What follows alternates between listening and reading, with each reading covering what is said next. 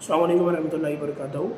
इस वीडियो को जहाँ तक हो सके अपने तलबा तक, वालिदैन तक ज़रूर शेयर करें, क्योंकि आपको मालूम है नीट 2026 अब कैंसिल हो चुका है।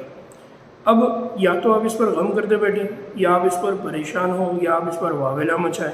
लेकिन एनटीए ने भी ये गलती नहीं की कि वो उस पर वावेला मचाते बैठी या उसने उसको डिले किया, बल्कि उन्होंने फ़ौरन ये डिसीज़न लिया।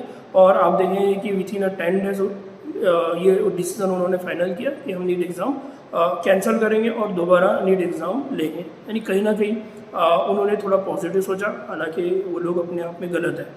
नाउ मैं इसी को पॉजिटिव समझता हूँ और आपके सामने भी शेयर कर रहा हूँ, क्योंकि मैंने इस मरतबा जब सेंटर पर बहुत सारे बच्चों को देखा था जो उर्दू मीडियम से स्टडी करके आते हैं या उर्दू मीडियम में अपना नीट एग्ज़ाम देना चाहते हैं, लेकिन मैंने ये देखा था कि वो सब लोग बहुत ही गम की हालत में निकले थे। क्यों? क्योंकि उनकी कोई स्टडी नहीं हुई थी।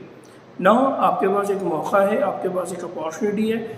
अगर इस अपॉर्चुनिटी को आप सही तरीके से इस्तेमाल करते हैं तो बेहतरीन अंदाज में आपकी स्टडी होगी। तो मैं डॉक्टर शेख जावेद अहमद, मैं अपने ऑनलाइन यूट्यूब चैनल के ज़रिए, अक्सर अकेडमी के ज़रिए पूरी तरह से तैयार हूँ और मैंने पूरे क्वेश्चन पेपर वगैरह बना के रखे हैं।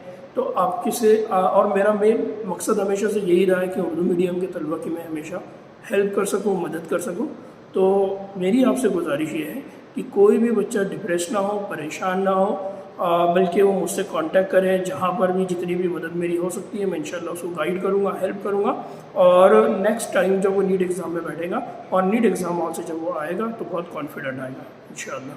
तो ज़्यादा से ज़्यादा इस वीडियो को तलबा तक शेयर करें। अस्सलाम वालेकुम रहमतुल्लाहि व बरकातहू।